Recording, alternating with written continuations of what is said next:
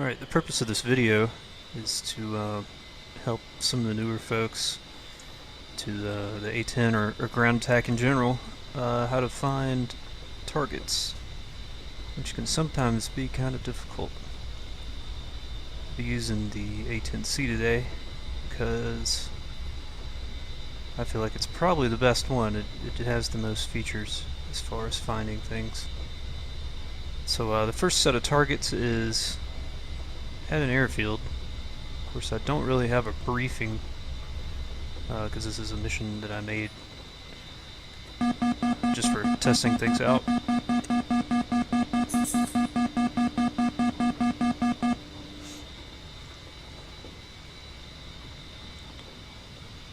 But I know that at waypoint 2 there is an airfield, and let's see, what is it?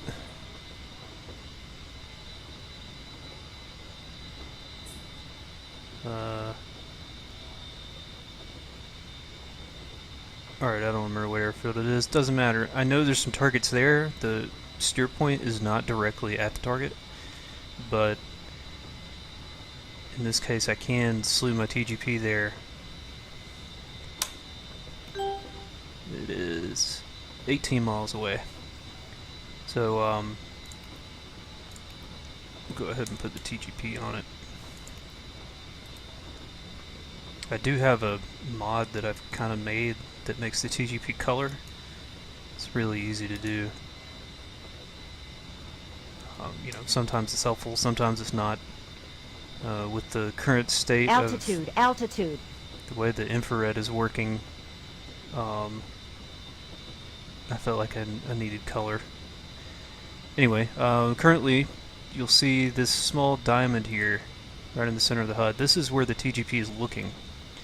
So let's say I happen to see some tracers coming up off the ground, or you know, missile trail from a SAM, that kind of thing. I could be flying in that direction, or even, let's say, for the sake of demonstration, we were looking over here and suddenly I saw a missile trail come up in this area. So I can quickly say, okay, here's a town with some trees, there's some kind of, I think it's smoke coming up, I'm not real sure, but I'll John Hat forward, aft short will put this diamond back in the center, and I'll just move the nose of my plane over to the imaginary place where I might have seen a missile trail come up.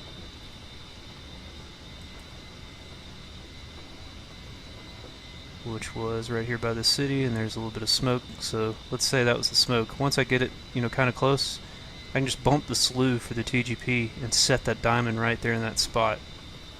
If we look at the TGP, you'll notice that, hey look, there's some smoke. So that's one way of quickly identifying where something's coming from, but that really depends on seeing it from a distance. Anyway, moving on, back to what we were doing initially. We've got some targets at steer point 2, so I'm going to slew everything to that steer point. And I'm not going to fly directly at it. I'm going to fly kind of... Oops. warning, autopilot. I'm not flying directly at it, I'm kind of at an angle here. And alright, so this is where the steer point is, and I believe there's going to be some trucks.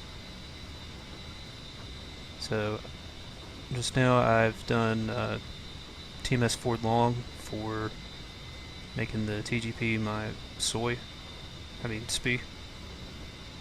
and I can look around and it looks like there's all my trucks. So this was really, I found them quickly because I made the mission. I knew they were going to be there.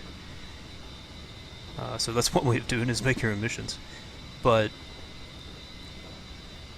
in other cases you might say, we're at, I don't know, 4,000 or 5,000 feet, 3,500. If you notice, when I zoom all the way out, I'm at the wide field of view for the camera, and I can see a massive area this way. So I know that their steer point's here, and if I slave it to the steer point, that's where it's trying to take me. But at the same time, I can look, you know, at a much larger area without having to move it around too much. You know, this kind of looked like something out here, but it's not part of the river. So I normally am doing something kind of like this, where I'm at a distance. We're 13.3 away right now from the steer point itself, so normally you can pick out objects like this pretty easily.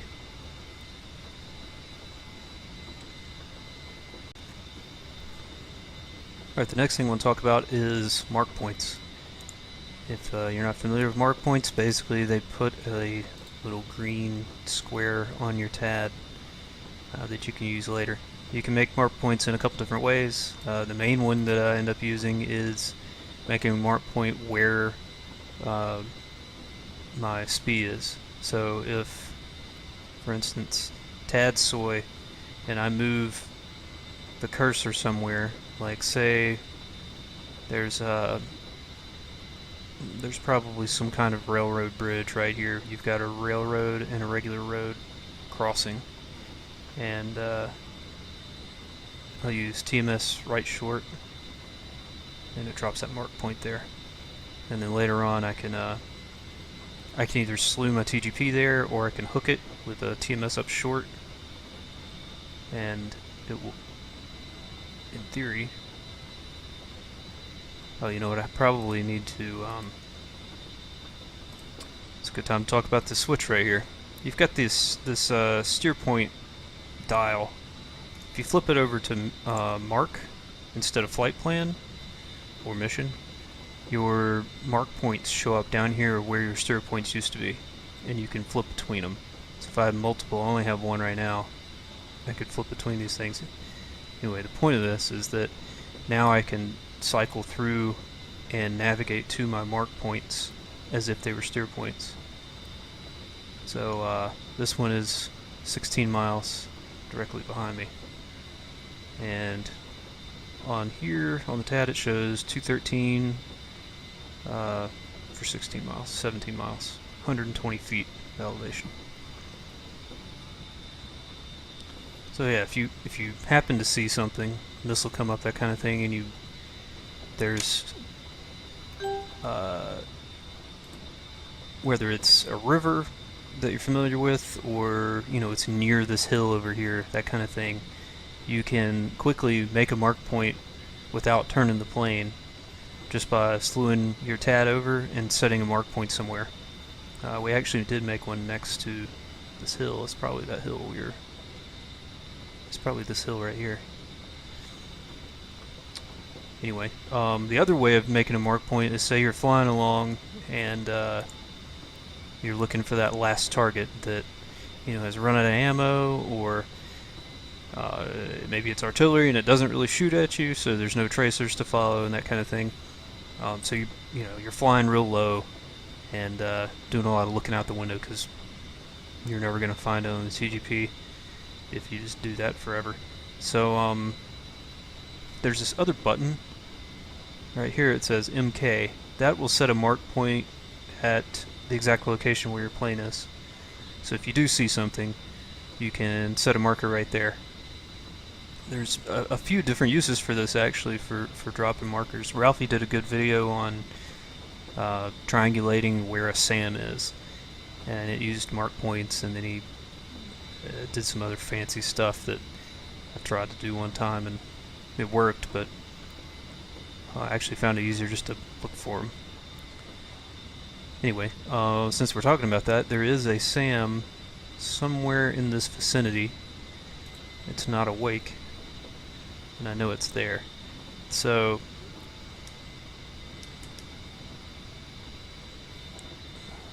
set. So bore side of my TGP, and we're going to fly in that direction and find that SAM.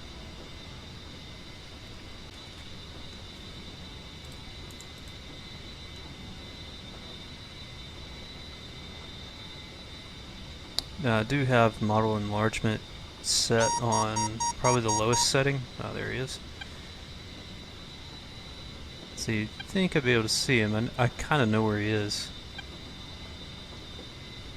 Right, so based on the RWR, he's, you know, not directly off our nose. Right in here somewhere. In fact, this is probably him right here next to this river. But let's assume we couldn't actually see him with our eyes. What we could do is fly directly at him, carefully. I'm just going to throttle back because we're getting kind of close. So once that contact on the RWR is dead center, that's pretty close. I bumped the slew on the TGP to stop it. And then I'm going to go into an orbit.